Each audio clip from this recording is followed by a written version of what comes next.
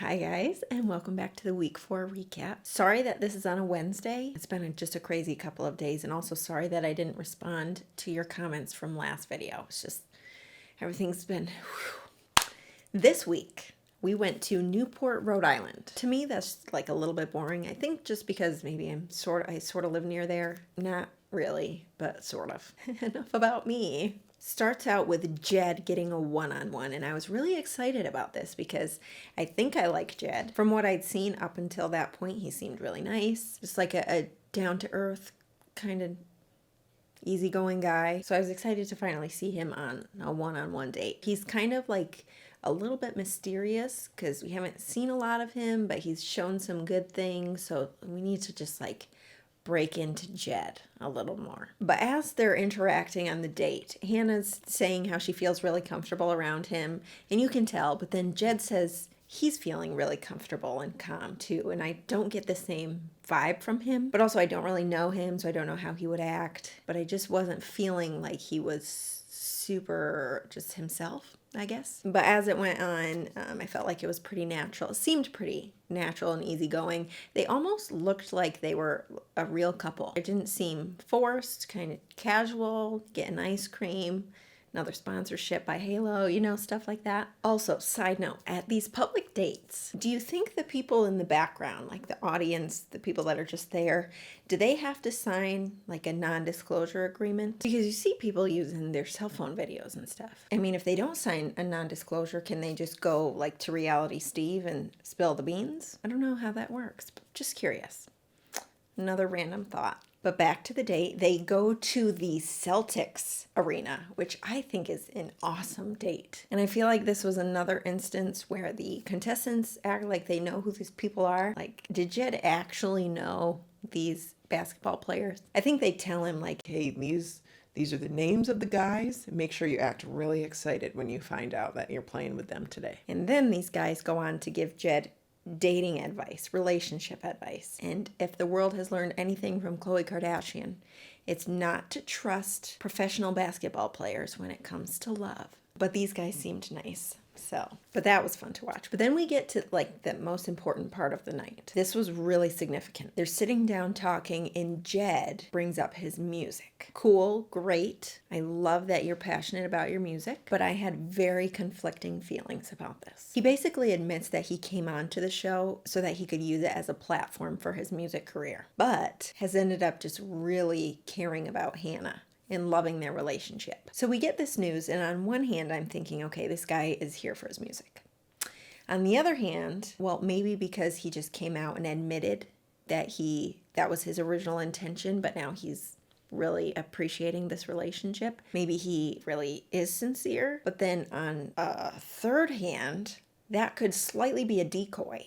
Like, I am going to push this relationship along as best as I can so that I have a longer time to really take advantage of this platform for my music career. Because that could be better than somebody coming to Hannah and saying like, listen, Jed is here for his music, and I don't think he's here for you. So Jed already like took it upon himself and saved himself from that. Especially if that's your main reason for coming on, so that you can get that exposure. I mean, I don't think he's just gonna sit around and not try to get as far as he can. There are quite a bit of angles here, and it's making me a little suspicious about Jed. But Hannah asked a lot of good questions, kind of just making sure like, well, hey, if it ends up us at the end, am I going to be first, or is your music going to be first? And then he goes on to say that the only thing that he really needs in his life is Hannah. And this was after like one group date, one one-on-one date, 2 group dates. That's like a big stretch. So now I'm almost 100% not on Team Jed. Probably like 3% of myself still has an open mind and hoping that he's is a good guy and is meaning what he's telling Hannah. But it's a little murky in those waters of Jed. So I'm not sure. And then comes the group date. And the best part about this group date is Tyler C gets the one-on-one. That's the best part. But John Paul Jones is reading off the date card, and he refers to himself like he has always said as John Paul Jones. And I don't know why it's never crossed my mind before, but does anyone ever call him John or call him John Paul? Or is it literally always John Paul Jones. But put that aside, we get to a rugby game.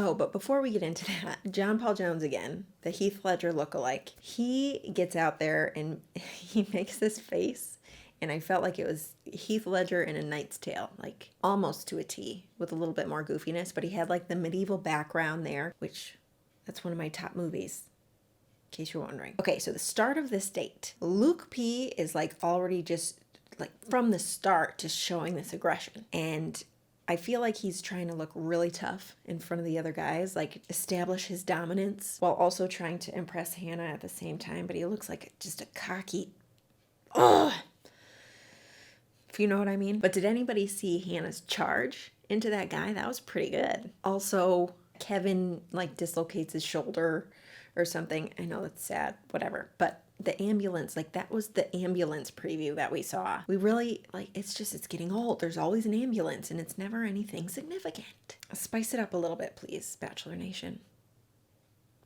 Franchise. So anyway, we all come here to this rugby game, and little do we know, or should we have just assumed, that we are arriving to the Luke P show again. He's ticking people off, as we could have expected, and every single other guy on that date is complaining about him. Now, Luke P apparently picks up Luke S and shoves him to the ground. First of all, these guys are sissies. Everybody already has, obviously, a grudge against Luke P, but Luke P stiff arms Luke S, and Luke S is probably embarrassed by it, so he like comes after Luke P, so Luke P shoves him down. Now, maybe that's a little aggressive, yeah, but first of all, just let it be known that I am not siding with Luke P. However, Luke S was still a little bit of a sissy. He also reminds me of Nick Vial, as Chris, I don't know, how do you say his last name? I just, I'm not saying you're a sissy if you get shoved to the ground, but you are playing rugby.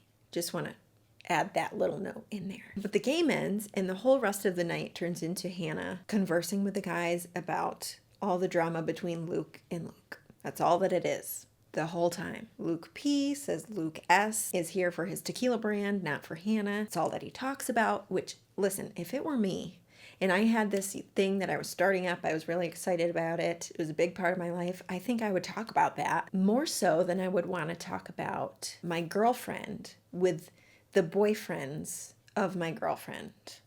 Like I don't want to discuss my girlfriend with all of her other boyfriends. I mean, in Luke S's defense. But I mean, like, what a waste of a date, just talking about other guys' drama. I mean, these guys are girls. Everything's just so dramatic. Seriously though, like let's go play a rugby game where we have to be really tough. We'll show our manhood.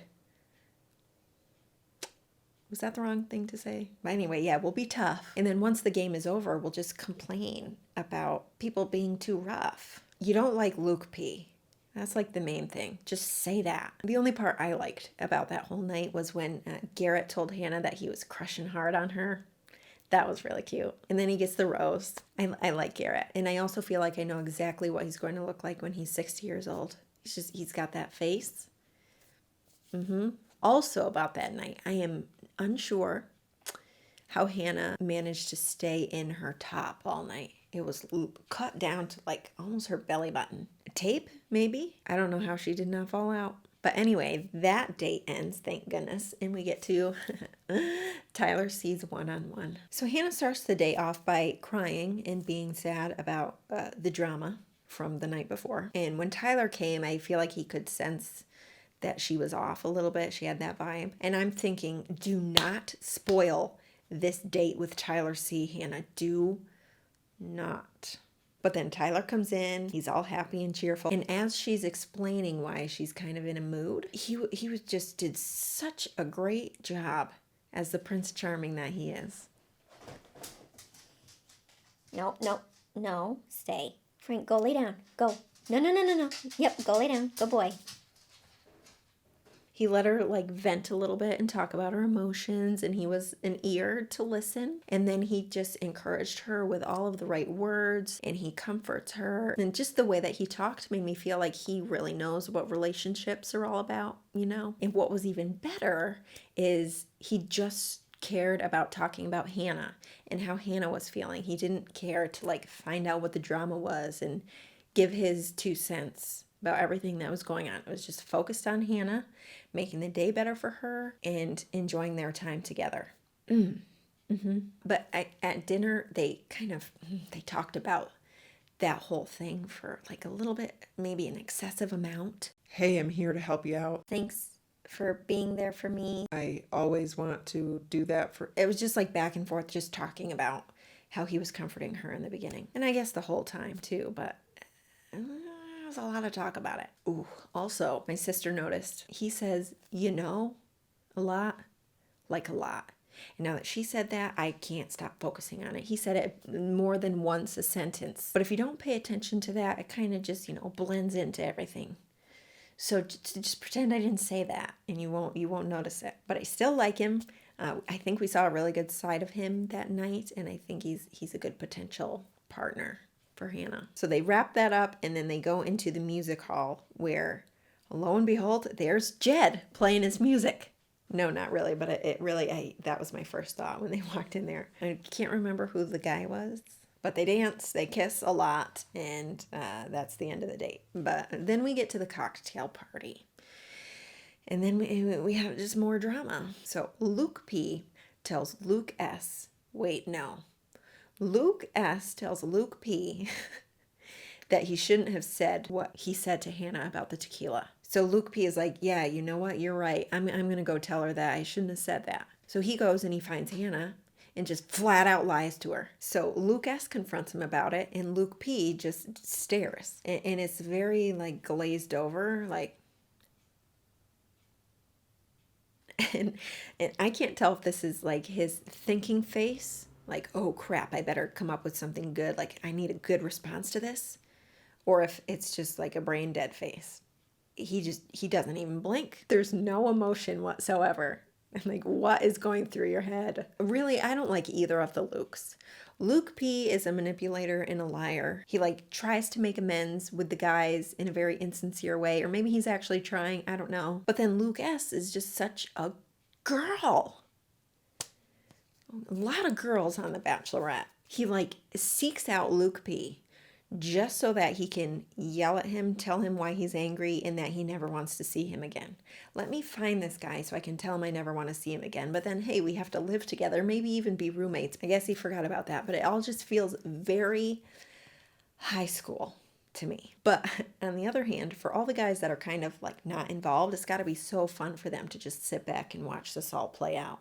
They don't have to worry about a thing. And I think if Hannah wasn't so just enamored with Luke P, she'd probably send both of them home. Why deal with all of this drama? And I'm looking at the clock, it's 9:55, and clearly there's not going to be a rose ceremony this episode. It had to happen eventually. They always do that to us. The cocktail party, really, other than that Luke and Luke drama, we find out Peter and Hannah are dating. Mike has 3 queens. And Luke P is not threatened by Mike. And I think that's about it for that episode. Although, the previews make it seem like there's something going on between Tyler C and Jed. Why? Why is there more drama between the two guys? I didn't think it had any drama. I guess we'll find out. But it's too late for me to try to pick a new favorite, so I'm just really hoping that Tyler C is not the source of whatever this is. I think that covers it for this week. Sorry again that I'm posting on a Wednesday. Next week should be better, and we will talk a little bit more then. So that's it. I'll see you guys next week.